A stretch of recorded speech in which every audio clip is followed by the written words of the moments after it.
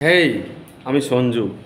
তো তুফানের fake box office collection দেখানো হয়েছে এমনটা বাংলাদেশের একটা বড় ইউটিউব চ্যানেল থেকে কালকে রাতে একটা ভিডিও এসেছিল। বিশেষ করে এই চ্যানেলটাকে আমি খুব বিশ্বাস করি, খুবই অনেস্টলি কাজ করে। তাদের কথাবার্তা শুনলে মনে হয় তারা খুব ভালোভাবে পরিশ্রম করে কাজ করে।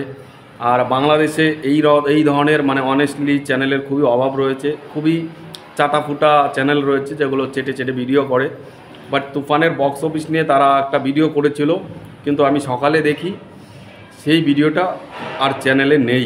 আমি জানি না কীভাবে সরে গেছে, তারা নিজে থেকে সরিয়েছে নাকি প্রোডাকশন থেকে কোনো রকম কারসাজি করে সরিয়ে নেওয়া হয়েছে, আমি জানি না। আর ব্যাপার হয়েছে তুফানের বক্স অফিস কি সত্যি সত্যি ফেক কালেকশন? দেখুন, তারা যেটা বলেছে হয়তোবা তাদের কাছে প্রমাণ নেই যে ওটা ফেক বক্স অফিস কালেকশন, কারণ একটা সাধারণ ইউটিউবারের কাছে তো আর প্রমাণ থাকে না। কিন্তু আমি আগেই বলেছি যে প্রোডাকশনদের এখন এগুলো অফিসিয়ালি জানানো উচিত। আজকে যতই কালেকশন করুক, লোকের মনে কিন্তু একটা না একটা প্রশ্ন থাকে বা সন্দেহ থাকে যে আলটিমেটলি কত কালেকশন করেছে। তো এই ব্যাপারটা না অফিসিয়ালভাবে জানানো উচিত। ওই চ্যানেলটা যেটা করেছে, সে ভিডিও দিয়েছে, এখন ভিডিও নেই চ্যানেলে, বাট এটা কিন্তু অনেকে দেখে ফেলেছে। ভিডিওটা দেখে ফেলেছে, তার মানে অনেকের কাছে কিন্তু সন্দেহটা চলে গেছে যে আদৌ কি তুফান 10 দিনে 25 কোটি টাকা কামিয়েছে। এটা একটা সন্দেহর জায়গায় চলে এসছে।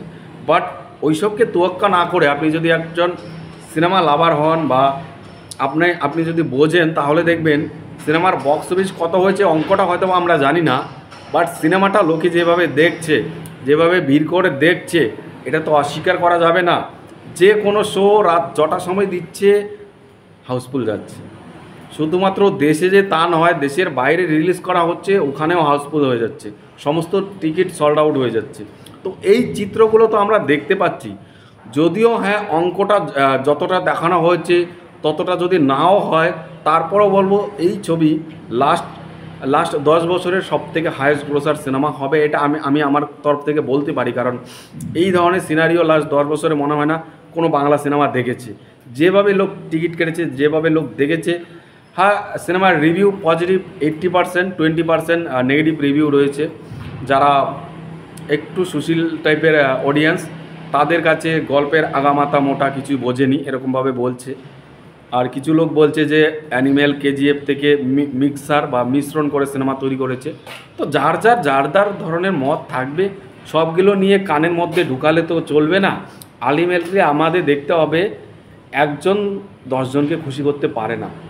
আপনি যতই ভালো কাজ করেন, যেটাই করেন, প্রত্যেকটা মানুষকে আপনি খুশি করতে পারবেন না। আপনি যদি 10 জনকে খুশি করেন, চেষ্টা করেন, তার মধ্যে 9 জন খুশি হলেও একজন হবে না। কারণ এটাই একটা সিস্টেম। শুধু সিনেমার ক্ষেত্রে নয়, যে কোনো ক্ষেত্রে একজন না একজন আপনার বিরোধী থাকবেই। তো 80% লোক যখন আপনার সিনেমাকে ভালো বলছে, সাপোর্ট করছে, তো সেই 80%-এর কথাটা ধরা আপনার কাছে বেশি ভালো হবে। বাকি 20% যারা বলছে তাদেরটাও ধরবেন, পরবর্তী কাজের জন্য একটু এখান থেকে নেওয়ার চেষ্টা করবেন, বাট এখন তাদেরকে জবাব দেওয়ার কোনো দরকার নেই। তবে একটা জিনিস আমি শুনতে পেয়েছি, তুফান সিনেমাটা যথেষ্ট ভালো হয়েছে, যথেষ্ট চলছে, বাট একটা কমপ্লেন আমাকে সাকিবিয়ানদের মধ্যে কিছু কিছু লোক করেছে কমেন্টে বা আমাকে ফেসবুকে বলেছে, দাদা সিনেমাটা যথেষ্ট ভালো হয়েছে, বাট অ্যাকশান কোয়ালিটিটা আরও বেটার হতে পারতো। অ্যাকশান কোয়ালিটি বলতে সাউথ বা তামিল ওই ধরনের অ্যাকশান বা বলিউডে যেই ধরনের স্পিড অ্যাকশান হয়, এখানে কিন্তু অতটা স্পিড পাইনি আমরা, এবং হ্যান্ড টু হ্যান্ড অ্যাকশান খুব কম ছিল। তো এই ব্যাপারগুলো পরবর্তী পার্টে যেন গিয়ে নজর করে রায়হান রাফি, এরকমভাবে আমাকে বলা হচ্ছে। তো আমি তো সিনেমাটা দেখিনি, বাট হ্যাঁ, আমার ট্রেলার দেখে মনে হয়েছিল অ্যাকশান ভালো রয়েছে। বাট যারা দেখেছে তারা বলছে যে সব সব ঠিকঠাক হচ্ছে, সব ঠিকঠাক আছে, অ্যাকশানটা একটু না একটু আরও বেটার হতে পারতো। তো দেখুন, কোনো সিনেমায় নির্ভুল হয় না, প্রত্যেকটা সিনেমাতে কোনো না কোনো ভুল থাকে। তার মানে এটা না যে আপনি প্রত্যেকবার এই ভুল করেই যাবেন, এটাও না, পরবর্তী সিনেমায় আপডেট করার চেষ্টা করবেন। তাই রায়হান রাফিকে আমি এটাই বলতে চাই, ভালো ডিরেক্টর, ভালো গল্প লিখেন, ভালো কাজ করেন। যেহেতু দর্শকরা অ্যাকশনটার দিকে একটু মুচ করছে যে আরেকটু বেটার হতে পারতো, তখন যারা পার্ট 2 নির্মাণ করবেন, তো সেখানে হ্যান্ড টু হ্যান্ড অ্যাকশান বেশি দেওয়ার চেষ্টা করবেন। আর অবশ্যই অ্যাকশান ডিরেক্টর কোনো বাংলাদেশি নয়, অ্যাকশান ডিরেক্টর রবি বর্মা স্টান সিলভা, আরও অনেক বড় বড় সাউথের অ্যাকশন ডিরেক্টর রয়েছে, তাদেরকে হায়ার করবেন, দেখবেন অ্যাকশান কোয়ালিটি কোথায় যায়। বাংলাদেশের মানুষ জাস্ট পাগল হয়ে যাবে অ্যাকশান দেখলে। আপনারা যদি আমাদের এখানে রাবণ দেখেন, রাবণের বাজেট কত, কিন্তু রবি বর্মার অ্যাকশান ডিরেক্টরে রাবণের অ্যাকশান দেখলে আপনি জাস্ট ভাবতেই পারবেন না এটা বাংলা সিনেমার অ্যাকশান দেখছেন, মানে ওই কোয়ালিটিতে নিয়ে যায়। মির্জাতেও মির্জা সিনেমা, অঙ্কুশের সিনেমা যেমনই বক্স অফিস কালেকশন করুক, সিনেমার অ্যাকশান দেখবেন।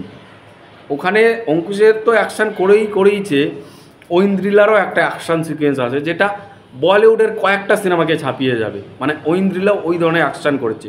ওখানেও অ্যাকশান ডিরেক্টর রবি বর্মা ছিল। আর জিতের চেঙ্গিস সিনেমারও অ্যাকশান দেখবেন, ওখানে স্টান সিলভা ছিলেন। তো এই ধরনের অ্যাকশান ডিরেক্টর বাংলাদেশে নেওয়া উচিত, তবে কিন্তু অ্যাকশান কোয়ালিটি বাড়বে, সিনেমার মান বেড়েছে, স্ট্যান্ডার্ড বেড়েছে, সিনেমার অ্যাকশানটাও আমি আশা করব যে উন্নত হওয়া দরকার। আর বক্স অফিস নিয়ে যেই ঝামেলাগুলো চলছে, এগুলো একমাত্র প্রোডাকশন হাউস থেকে বা সিনেমার ডিরেক্টর ওরাই ক্লিয়ার করতে পারবে। তারা যদি অফিসিয়ালভাবে বক্স অফিস ফিগারটা জানিয়ে দেয় তাহলে দর্শকরা বেশি খুশি হবেন। এবং এইচবিএফ এটা করে থাকে আমাদের ইন্ডিয়ান ছবিতে, বাংলা ছবিতে, তাদের প্রত্যেকটা সিনেমাতে এখন তারা বক্স অফিস রিভিল করে। বাংলাদেশেরটাও করে দিক, তাহলেই যাদের যেই মনে প্রশ্ন রয়েছে সেগুলো সব কেটে যাবে। আপনাদের কাছে এই ভিডিওটা কেমন লেগেছে কমেন্টে জানান। ভিডিও ভালো লাগলে লাইক করুন, শেয়ার করুন। আজকে বলেই দিলাম শেয়ার করতে। আর ফেসবুকে চলে আসবেন। টাটা।